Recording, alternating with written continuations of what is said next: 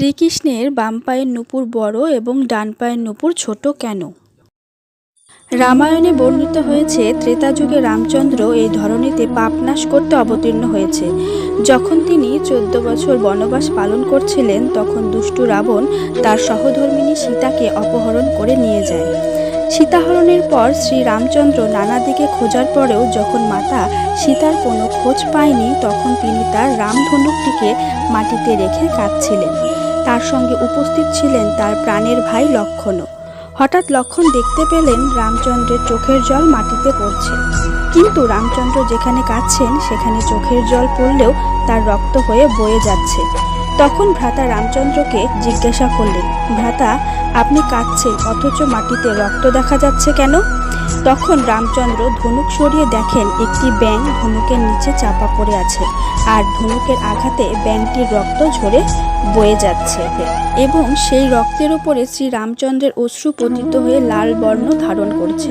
কিন্তু আশ্চর্য ব্যাপার, আঘাতে রক্ত ঝরার পরেও ব্যাঙটি কোনো প্রকার আর্তনাদ করছে না। শ্রী রামচন্দ্র বুঝলেন এই ব্যাঙ কোনো সাধারণ ব্যাঙ নয়।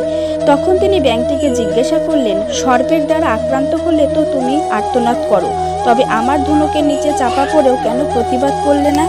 উত্তরে ব্যাঙটি শ্রী রামচন্দ্রকে প্রণাম করে বলল, প্রভু, যখন কোনো সাপ আমায় আক্রমণ করে তখন আর্তনাদ করে আপনাকে নালিশ জানাই, কিন্তু যখন আপনার কাছে আমার প্রাণ সংকটে তখন কাকে নালিশ জানাবো?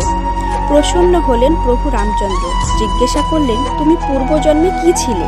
ব্যাঙ তখন নিজের আসল পরিচয় দিয়ে বললেন, আমি পূর্বজন্মে ছিলাম কর্ণক মুনি।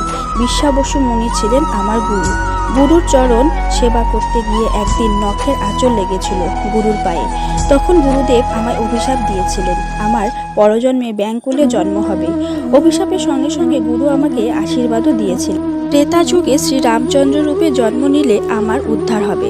সবকিছু শ্রবণ করার পর রামচন্দ্র ব্যাঙকে বললেন, অবচেতন মনে হলেও তুমি আমার দ্বারা আহত হয়েছ, এবার বলো তোমার শেষ ইচ্ছা কি?